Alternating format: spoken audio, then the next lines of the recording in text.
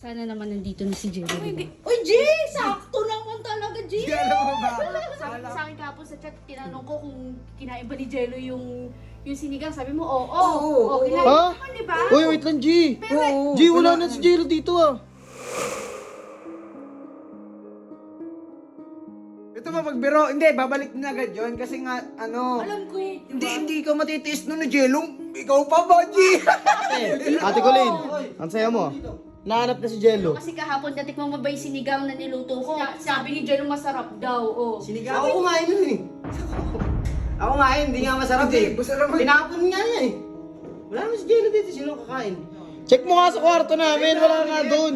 Check mo yung cabinet niya kung may gamit siya doon. Hindi ko pinalayas yun ha, baka maginala ka na naman sa akin. Ede, ito, Ate Colleen. Tatapatin na kita. Si Jello, umuwi yun sa kanila.